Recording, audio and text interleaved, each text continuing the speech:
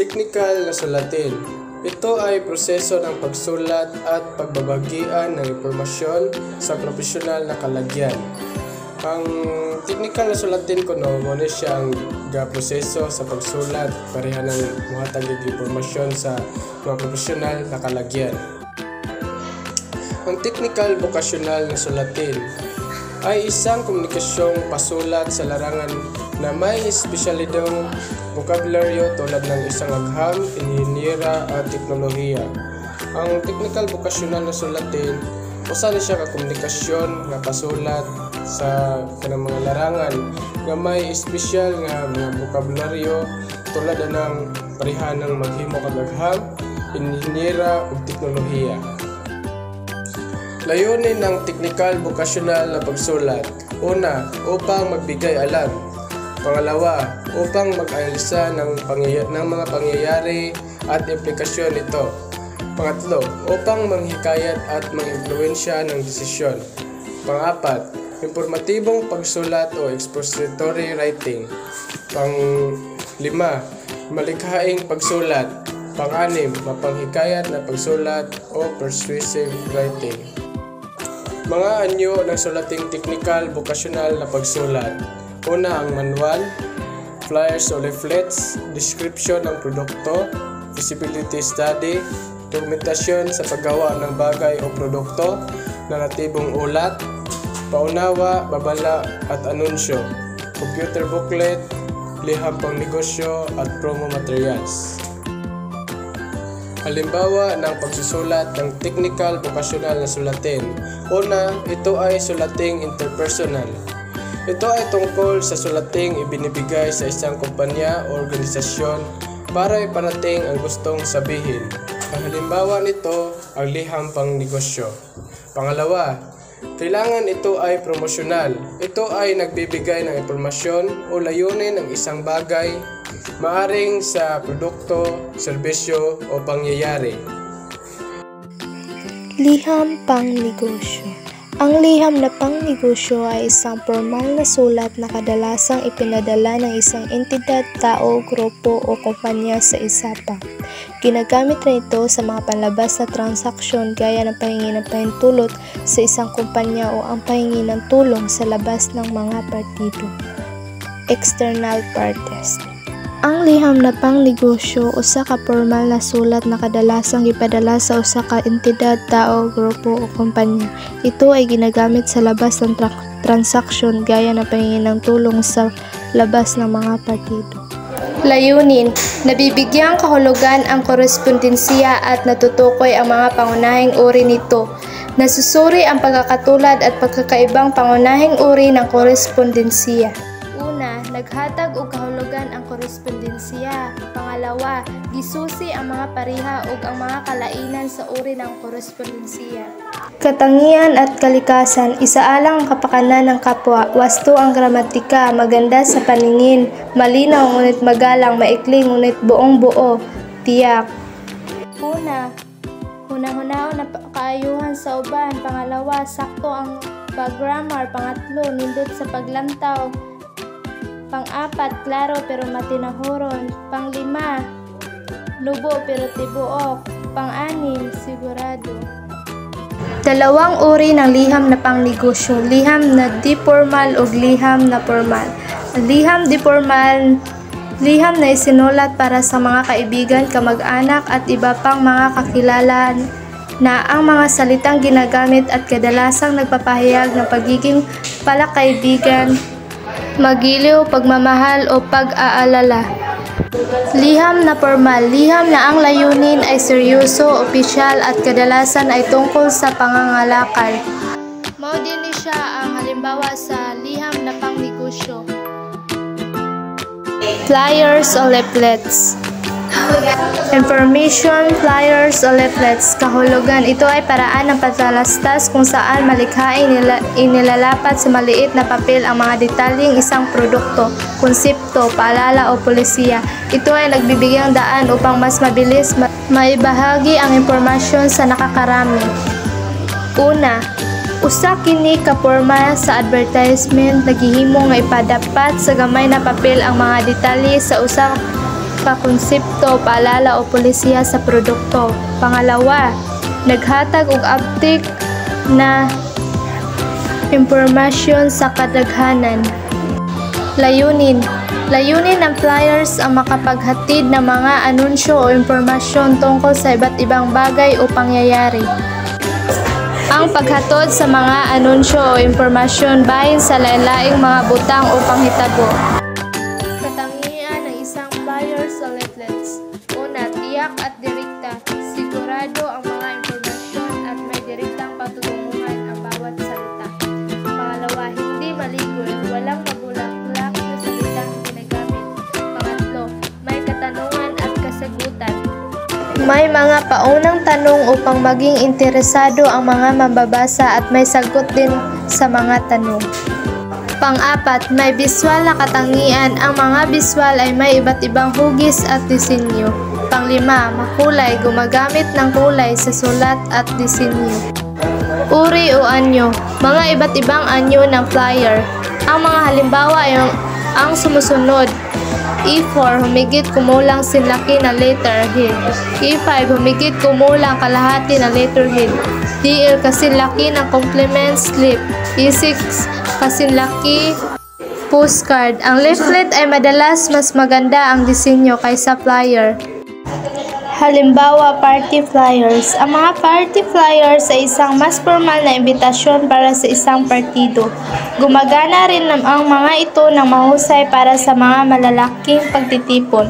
Tinitiyak ng mga flyers na ito na makukuha nila ang atensyon ng mga tao. Maaari mo rin ito ikabit o isa sa mga board ng abiso at mga bulletin board ng opisina. Una, event flyers. Pangalawa, marketing flyers. Pangatlo, informational flyers. Mga din siya ay halimbawa sa flyers o leaflets. Description ng produkto. Ito ay maikling sulatin sa label o lakip na leaflet nito na nagpapaliwanag sa katangian, component o gamit ng produkto. Ibinibigay nito ang pinakamahalagang impormasyon na kinakailangan ng mamimili o consume nito.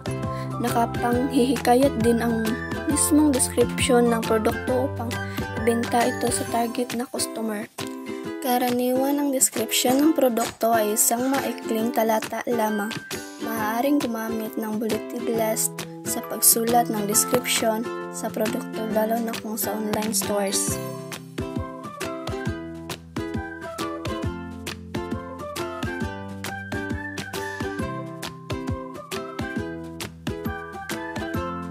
Mga katangian at karikasan ng description ng produkto.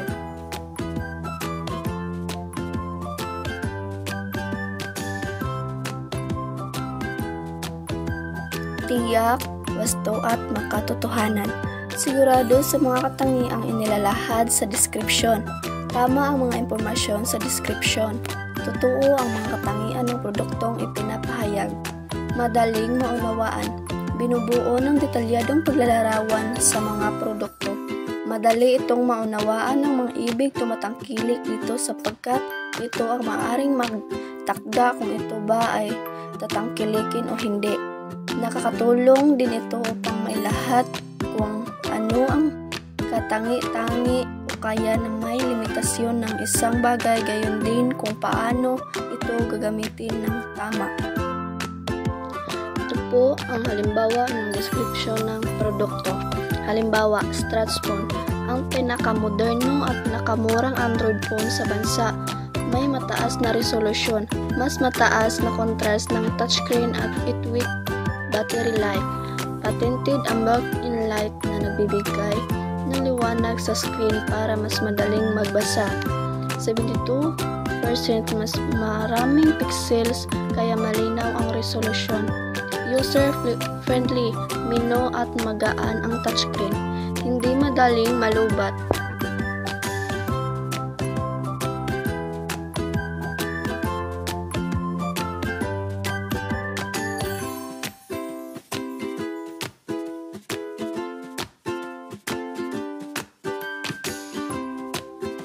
Mga katangian ng flyers at leaflets. kalimitang ipinamumudmud ang mga flyer or leaflets at promotional material upang makahikayat sa mga tagatangkilik ng isang produkto o serbisyo. Nagbibigay impormasyon din ang mga materyales na ito para sa mga mamimili o kung sinumang makababasa ng mga ito. Tiyak at direkta ng mga impormasyon na kasulat sa mga ito. Hindi maligoy ang pagkakasulat at informatibo sa mga mambabasa. Ano ang leaflets? Isang umaaring piraso ng papel na maaaring matupi.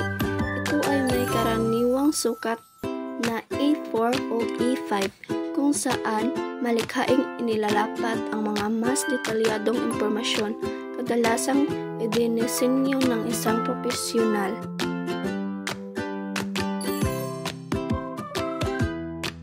Ito po ang halimbawa ng leaflets, services, at testimonials. Ano ang flyers? Isang maliit na papel na may karaniwang sukat na 8.5x11 o mas maliit pa kung saan malikhaing inilalapat ang maikli at direktang impormasyon. Ito ay mas mura. Halimbawa ng flyers, fast food festival or premyo sa basyo mo.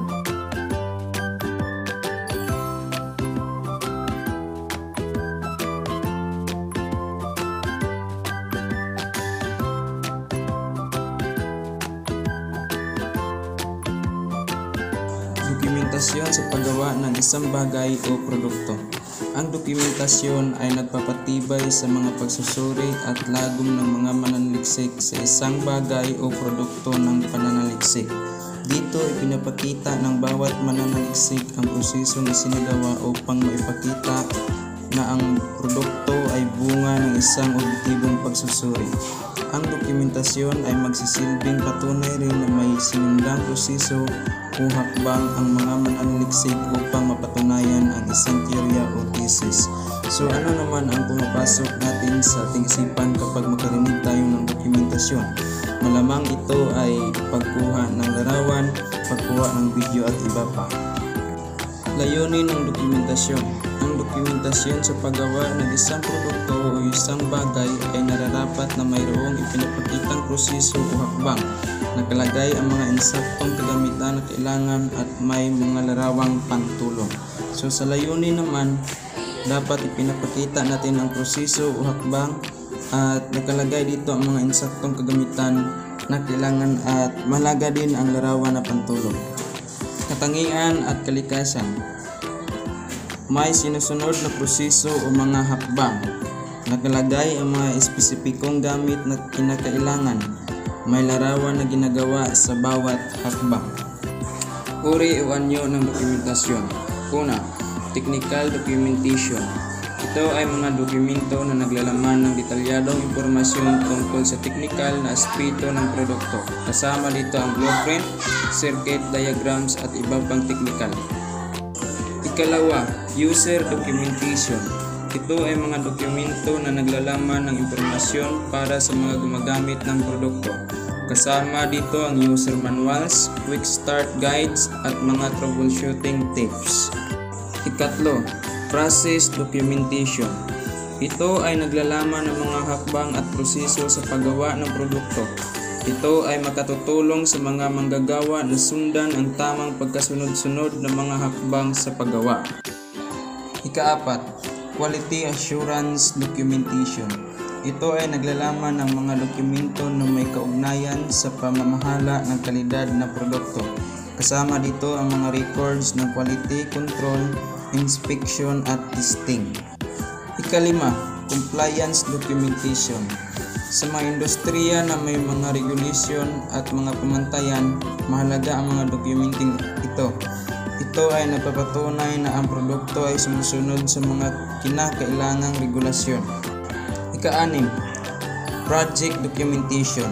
Sa mga proyektong pangpundo, mahalaga ang mga dokumentong ito na naglalaman ng mga detalye tungkol sa plano, budget at iba pang aspeto ng proyekto. Ito po ang halimbawa. Babanggitin ko ang mga parte ng computer. Computer case, motherboard, expansion card, RAM, SSD, speakers, keyboard, monitor, mouse, PSU, CPU, cooler. Kahulugan, ang computer dinador o panos, English computer, ay isang kagamitang elektronikon at digital kabilangan kung saan dinisenyo upang kusang mag-compute ng mga pangkat ng arithmetika o operasyong lohiko. Ang mga modernong computer ay nagkumapagana ng generikong operasyon kung saan mas malaki ang sakop ng kanyang nakukompute ng programa kumpara sa ordinaryong computer. Ang computer system naman ay kumakatawan sa computer na mayroong pinagsamang-samang hardware system, operasyon at mga panlabas na kagamitan. Tinatawag din ang computer system bilang computer network at computer cluster na pinagsama upang magpagana ang dadalhing computer o dadalhing panuos. English ay laptop ay isang maliit na computer na pansariling PC na maaring bitbitin at may isang tabi o screen. At talapindutang alphanumeriko dahil ang isang sunod na mga operasyon ay maaring handang magbago. Ang computer ay makakalutas ng higit isang uri ng problema sa kombinasyon ng isang computer ay binubuo na hindi pababa sa isang elementong prosesor. Sa typical ay isang CPU at isang anyo ng memoral. Ang CPU ay naglalaman ng dalawang typical ng bahagi ng arithmetic unit na nagsasagawa ng mga operasyong arithmetiko at logikan at control unit na kumukuha ng mga instruction sa memorya at nagsasalin at nagsasagawa ng mga ito at na tumatawag sa alok kung kinakailangan. Ang unang elektroniko digital na mga computer ay pinaunlad sa pagitan ng 1940 at 1945 sa United Kingdom at Estados Unidos. Ang mga sukat nito ay real na kasing laki ng isang malaking kwarto at kumukusyon ng labis na elektrisidad gaya ng ilang mga dandaang moderno personal na computer. Sa panahon ito, ang mga mechanical na analogong computer ay ginagamit para sa mga aplikasyong pang-militar. Ang layunin ng computer ay magsasagawa ng kalkulasyon, mag-imbak na impormasyon, kumuha ng data at magproseso ng impormasyon. Ang isang computer ay may programmed data o computer language na nagsabi sa computer kung paano matupad ang layunin nito. Gagawin lamang na computer ang nakakaprogram na gawin. Katangian ng computer. Ang mga katangian ng isang computer ay mahalaga sa pag-uunawa sa pagganap at kapasidad nito, mula sa panloob na bahagi hanggang sa mga opsyon na pagkukonekta, at ang bawat aspeto sa computer ay nakaka-impluwensya sa mahusay na operasyon nito at sa kakayahan nitong matugunan ang mga partikular na pangangailangan ng mga user sa artikulong ito. Tuklasin namin ang detalyado ang mga mahalagang feature ng isang computer na nagbibigay ng neutral at technical na view upang matulungan kang maunawan kung paano pipilian ang pinakamahusay na opsyon para sa inyong kinakailangan.